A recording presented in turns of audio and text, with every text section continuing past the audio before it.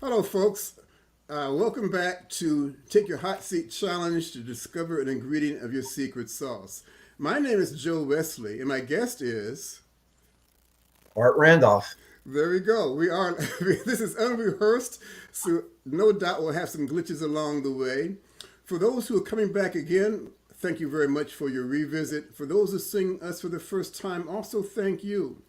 The purpose of this program is reflecting my statement that I don't claim that I see dead people, but I will discover unique things about you you've yet to discover yourself that gives you a distinct advantage over your competition.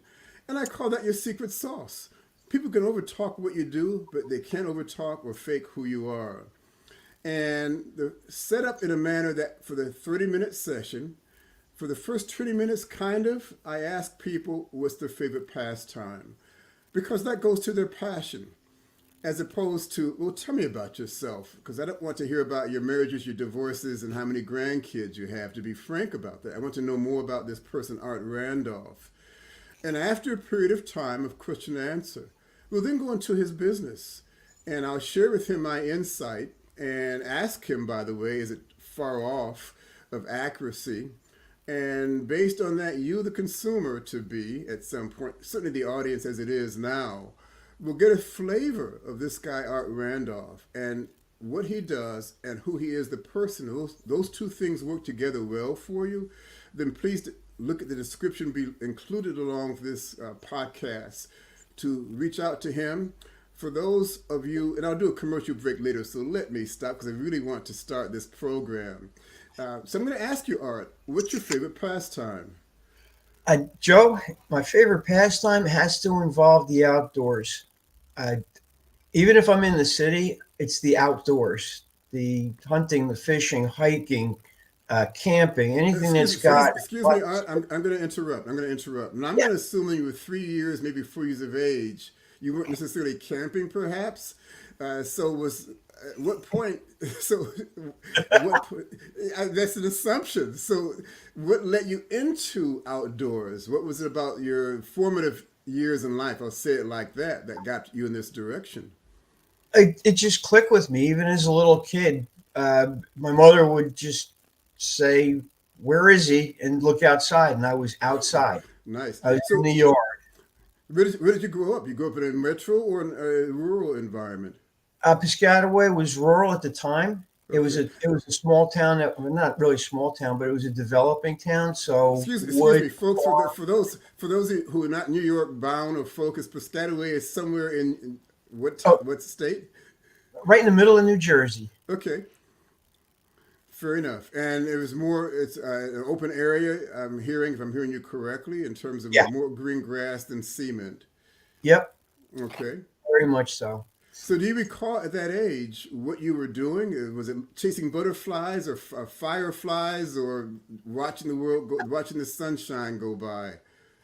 Oh, it was digging in the dirt Okay. and curiosity about the bugs and everything that was around me. Did you collect buds at all? Punch a hole in the jar, mason jar, and bring them back home? Night crawlers. Okay, fair enough. I hear that. And so, as a young kid, it was something you liked doing all the time. And Yeah. did you progress for that or through that in terms of more contact, more interaction? Were you at some point a hiker or a fisherman, or how does that Yeah. evolve from being 3 to 5 years of age? My dad loved the outdoors, so I naturally became either the guy that went into the brush for a hunting trip or Mm-hmm. the first mate on the boat working the anchor, Okay. and just being part of that outside experience. Okay. What is it about the experience that drew you or captivated you? A sense of freedom and how big the world was. All right. It still is actually to me. Now, I always find that as a contradiction. I'm kind of an inside guy, and I was always kind of overwhelmed as a kid. This is really not about me, folks, but I would lie in the grass and watch the clouds go by and look at the blue sky. And I felt like the world was so much bigger than me. It sounds like you're saying almost the opposite, that you were not intimidated by it, but drawn to it, perhaps. Fascinated by it. Okay. If I saw a tree, I tried to climb it. Usually Oh, did. okay. Even One of my favorite things to do as a kid, if I found a tree on the old family farm that my grandparents were part of in Right. Warren, New Jersey, I'd climb to the top of the pine tree, 50, 60 feet up. My grandmother would be looking for me. And then this little voice from the top of the tree would say, up here. And the poor My. woman, she must have had 100 heart attacks looking for me every time. I guess so. Folks, by the way, I should make a mention that when I look down, I'm not getting bored of falling asleep. I'm making notes right now. This is regarding, where's his name someplace? There we go. Art Oh, Randolph. cool. Because I need to keep track of the conversation. So every now and then you'll see me glance down. So if I understand correctly, it doesn't matter whether it's land or water. If it was there, you were for it, yes? Yes. Yep. Okay. Now, was it, you said a fascination for the outdoors, and you got to the top of the tree. Was it a matter of climbing it because it was there to be challenged? It was once I'm climbed, I can look around and see the world around me, or a combination of. I wanted to know what was up there. Every branch, I saw birds going in and out of trees, things running up and down. And it's like, all right, well, I can climb that thing. And I would just go up. I'm a slow rider, folks, so hang in there with me. It's all right. My fascination with doing that in the Right, outdoors overrode my general uncertainty about height. There's something about that landing if you fall that's always rough. But I want to know more. And I love science, Joe, even from okay. a very young age. So it sort of fell in line. What is it about science that you enjoy? It made sense, but we don't know everything. So there's still that next page to turn. Right. And that learning part, that discovery part, the adventure to go find things and learn about them, just has always captivated me. Right. So, the as you move forward in life, would you take trips for the specific purpose of being outdoors, or did you, or have Oh, you? oh yeah. Tell I me this. grew up in the Joe. I grew up in the street lights. Be home by the time the street lights come on. Right. So the other kids in the neighborhood and we'd grab our fishing gear, or we got a little older. We enjoyed skateboarding along with the fishing. Mm-hmm. Hop on the bicycles, and I had a 20-mile radius. Mm. And it was a different time, the 60s and the 70s. Okay. But I would explore wherever we could find a creek, a stream, a river, a pond, a lake, and we got permission to go on it if it was private property. Okay. I knew every underpass of or overpass that a brook ran under for miles. Yeah, it was just one big adventure. Okay.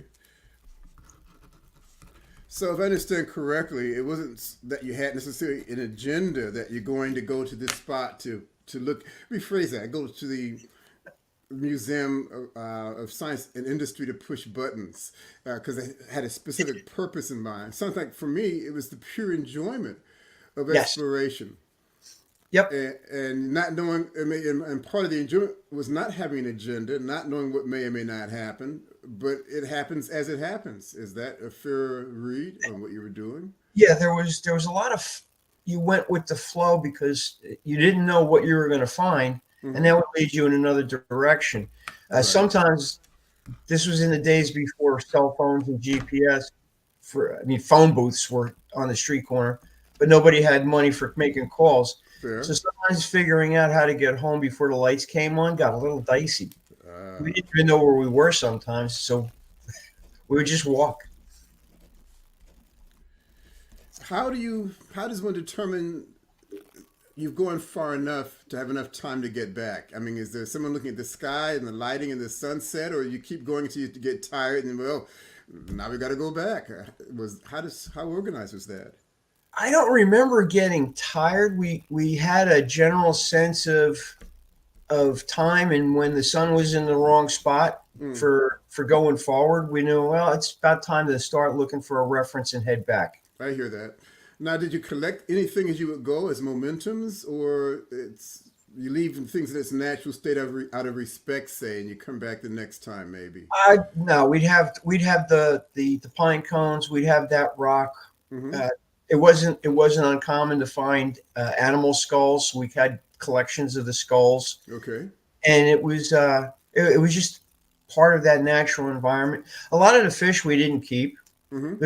We didn't know how to get them back without them going bad, so might as well leave the fish alone. Fair. But and it was a year-round thing. Snow was not uh, an obstacle to us. The cold wasn't. We'd hike on the ice Mm. if things were frozen over. So if I heard you correctly, you would return fish if you're not hungry. It was the fun of fishing more perhaps than the issue of bringing home food, if I'm hearing you correctly, or a combination of. Oh, if we could have gotten it home, we didn't know about coolers and ice yet. If we could have gotten it home, it would have been dinner. Fair And enough.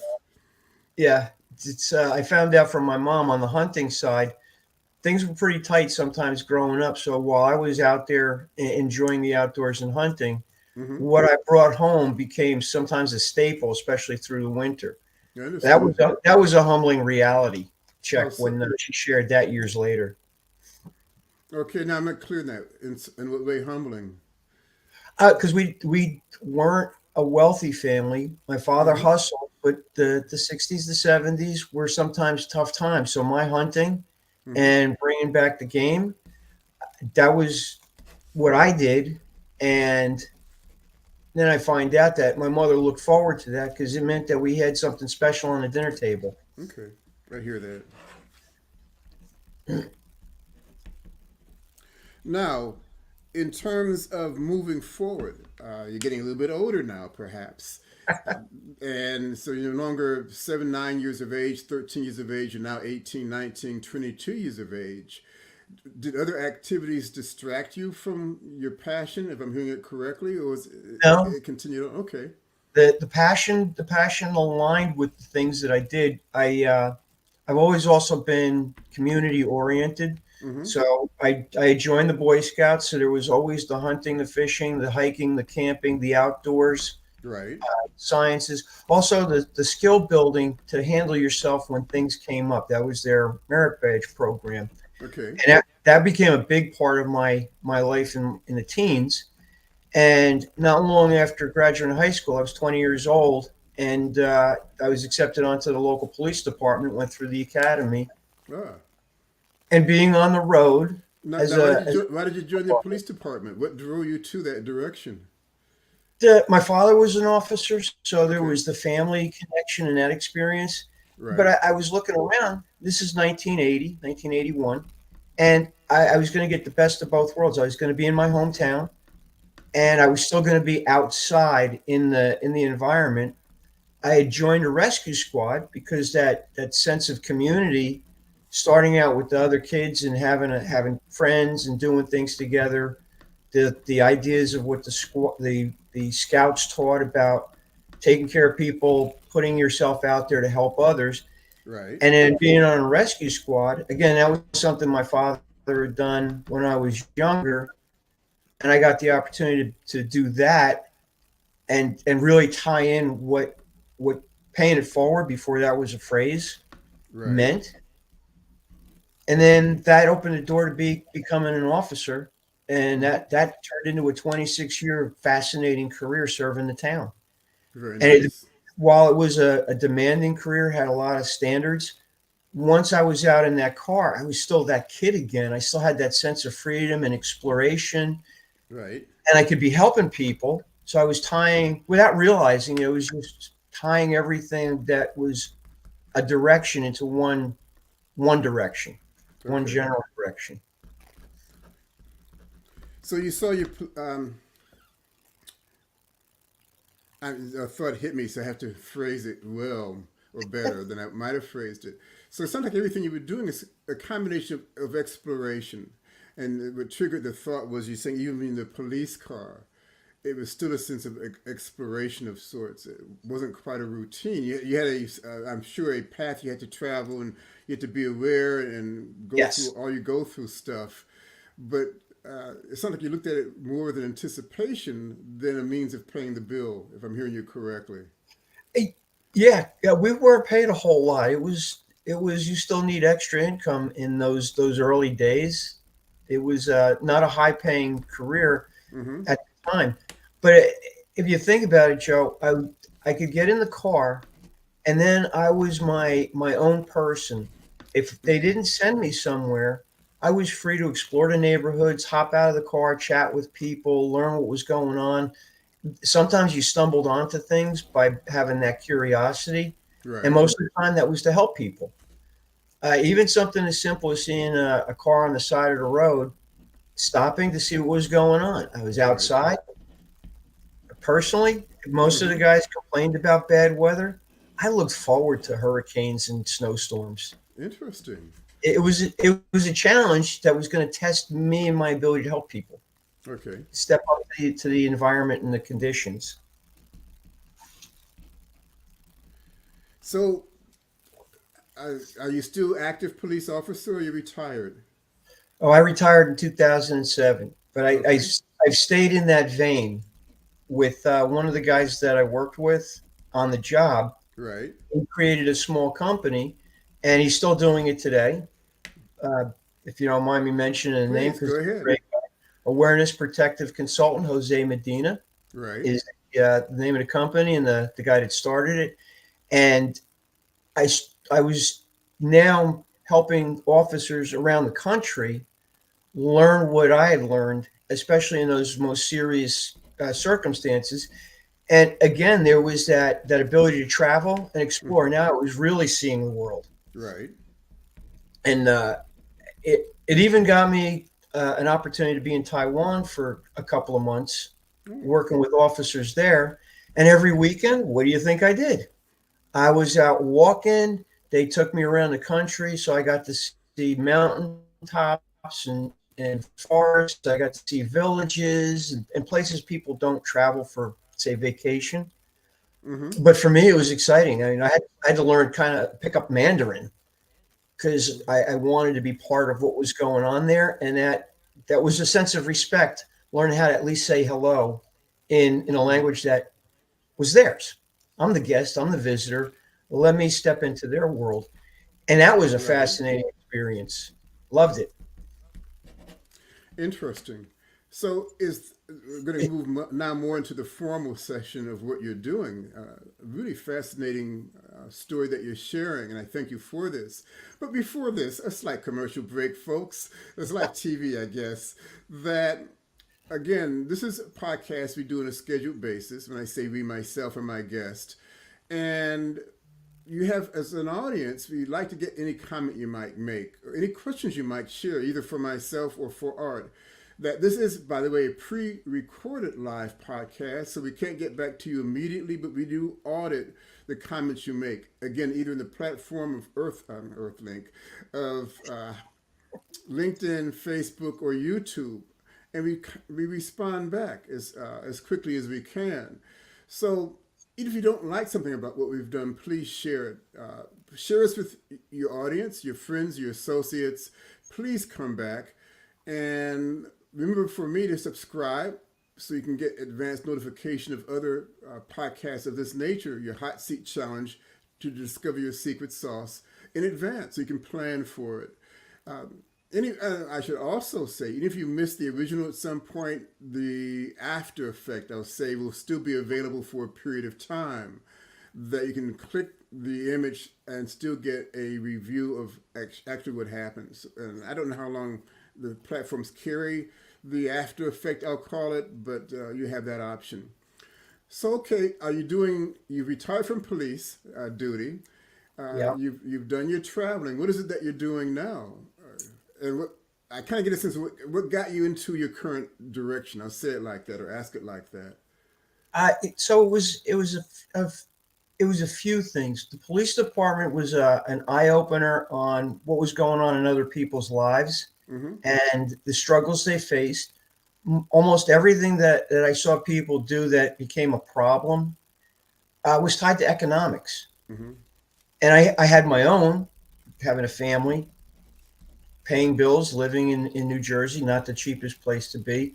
Right. And I started to look around. And because I didn't have a normal schedule, a 9 to 5 kind of life, I had to find things that I could add income wise that had the flexibility.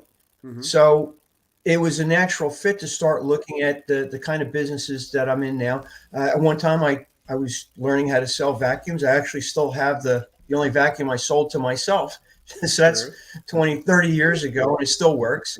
Right. And somebody had asked me to take a look at the network marketing direct sales industry, and that ultimately led to being part of the company I'm with now, which is ACN, American Okay. Communications Network. Okay. The And what does ACN do as a service or product? So it's a services oriented company, and they're tied to the services that people rely on all the time. So important services like, say, your wireless. Mm-hmm. We've healthcare is always in the news. We've partnered with a wonderful company that really helps people get the same care that they would want to get, and the prices that it costs and the coverage to have it are so much less because of how they've structured the company. So it sort of ties in my rescue squad days. I'm still part of a rescue squad now. I volunteer, Mm-hmm. and so I see that, and the freedom to name your price on the police department, other jobs I had, somebody set what I was worth. They put barriers in my way as to how far I could go in the company that were arbitrary. I didn't like that. I Mm-hmm. don't know that anybody does. And I found with this particular industry, if I'm willing to learn it, be a straight shooter with people, keep pushing, keep going, keep growing, I can decide what I'm worth. And economically, that gives me a tremendous sense of self respect Right. because I'm dictating that. Uh, my past doesn't hold me back. I'm able to create things. I'm able to be part of things like this chat with you because it's opened doors to all the possibilities that are out there with people because we're talking to people. Mm-hmm. Again, that freedom. There's always that sense of freedom, Joe, that I thrive on. The outdoors is almost a metaphor now. It's not so much that I have to be outside, although I love it. Right. It's that sense of, okay, I'm doing this with you now. Then I've got other things that I'm doing that are all tied together, but they're that I feel like that kid again exploring in the yard for night crawlers. Mm-hmm. And it feels good. And I'm able to give back because I understand on the financial side where people can start to struggle and then they do dumb things. Mm-hmm. Well, maybe I help somebody because there's a partnering component. They can partner with me, do what I do, and take it to whatever level. Right. Just because I get to where I'm at doesn't stop the person from blowing right past me. Fair enough. Now I'm going to share some thoughts with you, and I'll start at the Sure. end of the story and work backwards. First off, I've heard of AC, and it's a very well respected company. It provides a great service, and my understanding of it is, it's like one stop shopping almost at a better value, price value. Is that a fair assumption or observation? Okay. Now, That's cool. lots and lots and lots of people have worked with AC. And by the way, how long have they been in the industry? Several decades, I think. They're in their 31st year now. Okay, fair enough. So they've been Yeah. around long enough to be credible, to Yes. put it mildly, to be reputable, to say it in a different format. Now, anybody can potentially work for ACN and could represent it. And as a consumer, you may or may not choose to go that direction or not. Many of you may be hearing this for the first time. But what makes this different in having this discussion with you, Art, is working backwards. Some of the key points you've made, and by the way, this empty paper that I was looking at initially, it now has Google globs of writing on it. So it shows some activity on my part. That Wow. historically, you're a guy that you're your own person, and that's my observation. And I don't think it was a conscious thing you chose. This is just who you are. And my thing about heights, you mentioned climbing to the top of a tree. If I get too close to a curb, I get nauseous, and I got to hold on to myself because I'm going to fall off and hurt myself or get hurt. So my head off to you in that direction. But it didn't stop you.